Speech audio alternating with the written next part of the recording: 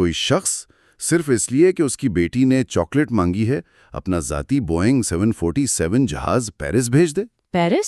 Chocolate کے لیے؟ جی ہاں، یہ کوئی کہانی نہیں، یہ حقیقت ہے ایک ایسے شخص کی جس کی دولت، جس کی شاہ خرچی کے آگے شاید آج کے کئی ارب پتی بھی چھوٹے لگیں۔ آپ عدنان خاشق جی کی بات کر رہے ہیں؟ بالکل، عدنان خاشق جی۔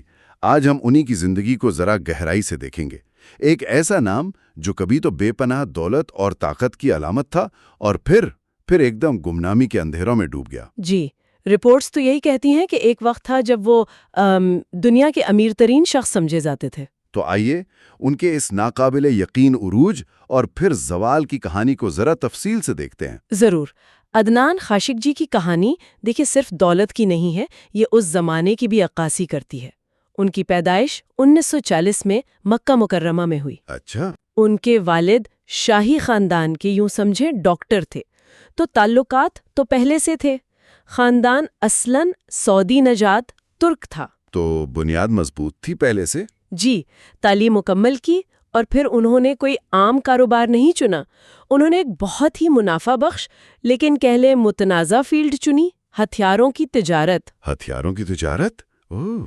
اور وہ صرف بیچنے والے نہیں تھے، وہ عالمی سطح پر جو بڑی بڑی ڈیلز ہوتی تھی نا، ان میں ایک اہم، ایک کلیدی ثالث کا کردار ادا کرتے تھے۔ اور یہ کوئی چھوٹی موٹی ڈیلز نہیں ہوں گی؟ اربوں ڈالر کی باتیں؟ بالکل۔ رپورٹس کے مطابق جیسے برطانیہ اور سعودی عرب کے درمیان وہ جو بڑے دفاعی معاہدے ہوئے تھے، ان میں ان کا مرکزی کردار تھا۔ اچھا۔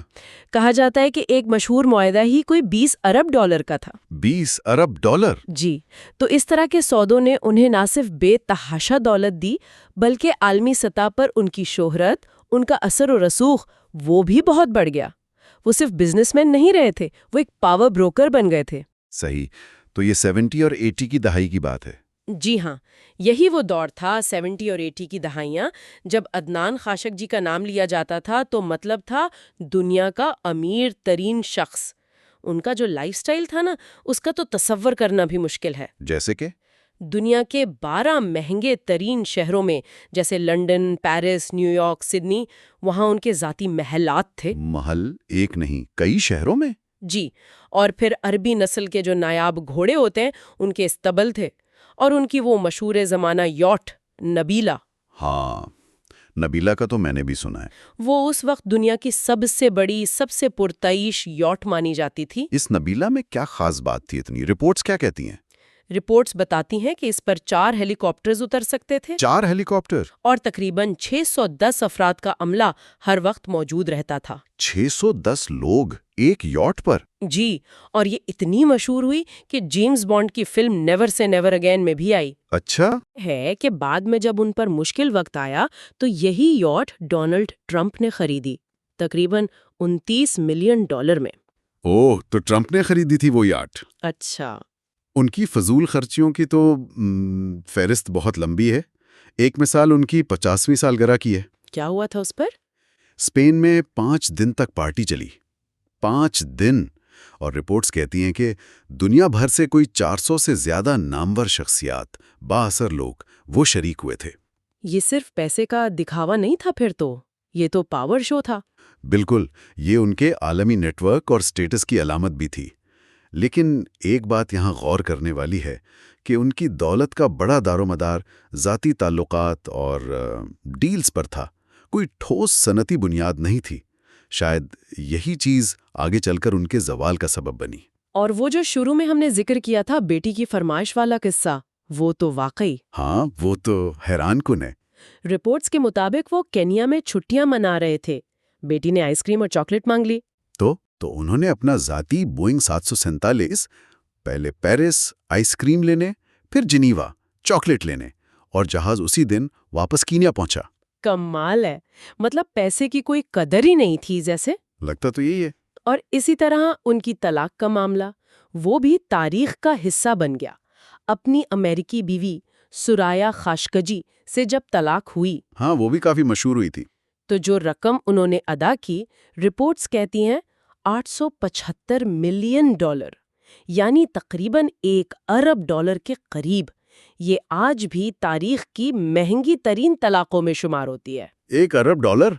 طلاق کے لیے؟ جی، یہ واقعات بتاتے ہیں کہ ان کے لیے پیسے کی کوئی حد نہیں تھی۔ لیکن پھر وہ وقت آیا جب سب کچھ بدل گیا۔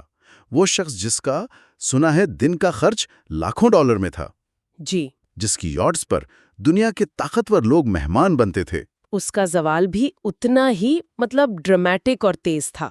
بالکل کاروبار میں مندی آنے لگی، خاص طور پر جب دنیا کی سیاست بدلی، ان کے پرانے تعلقات کمزور پڑے، ان پر کئی قانونی مقدمات بن گئے، قرضے چڑھ گئے، اور پھر اثاثے بکنے لگے ہوں گے۔ ایک ایک کر کے وہ محلات، وہ یاٹس، وہ جہاز سب ہاتھ سے نکل گئے۔ وہ شخص جو کبھی میڈیا کی شہ سرخیوں میں رہتا تھا، آہستہ آہستہ غمنامی میں چلا گیا۔